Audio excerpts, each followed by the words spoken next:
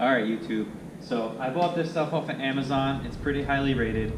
Then I jumped over to YouTube to try to figure out how to use it, and sure enough there wasn't really anything, so I'm going to try to make a how-to video on how to use the West system.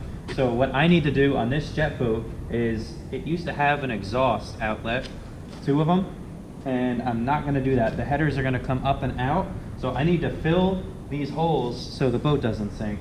So I got the high density adhesive filler. So this is the stuff that they recommend for doing hole repairs and structural repairs. So I think this is what I need. I'm not a professional, so I'm just gonna try to help you guys out because there's not much information. So, all right, so to fill that hole, I cut with a hole saw this wood plug that's gonna go in here, and I'm gonna fiberglass the inside first to hold it. So on this side I have painter's tape holding the piece of wood there, and I'm gonna do the fiberglass on the inside and let it cure, and then I'm gonna take the tape off, and then it will be held by the fiberglass, and then I'll do the outside of the hull, and then we'll be on to the next step. Alright, so we have the 105 epoxy resin. You want 5 parts of this, hence the bigger container. So I don't have a scale or measuring cup, so I'm just gonna wing it. You should probably not be like me. Do as I say, not as I do. And then the 206 hardener. They're both clear. Take a good look at that. See in there? So you have to stir it, and I suggest putting it in disposable products because they'll probably be ruined afterwards. So you want to mix this for 1 minute.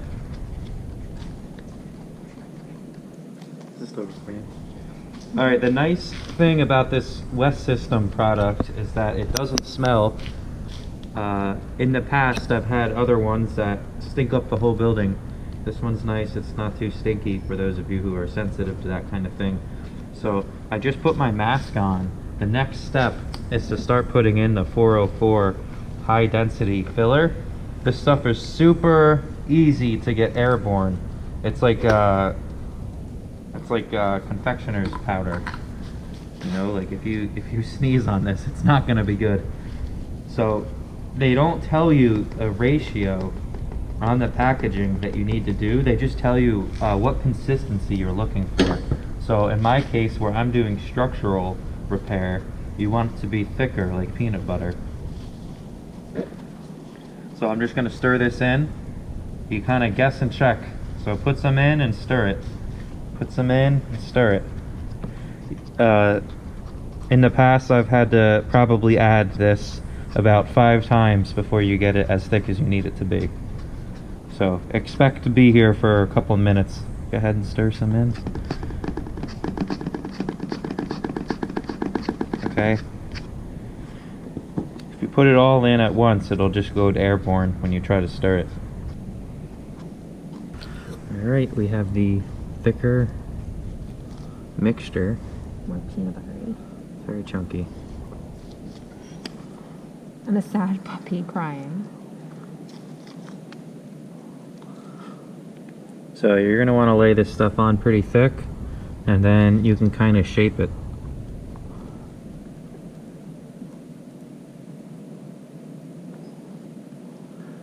It's expected to have to do quite a bit of sanding afterwards, so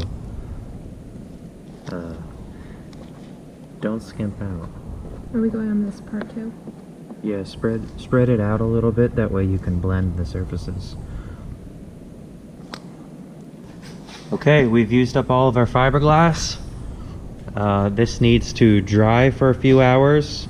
It's the morning time. I'll probably come back after dinner and add another coat or possibly sand. I need to see how it looks. Sometimes it'll start to bubble and change a little bit as it cures.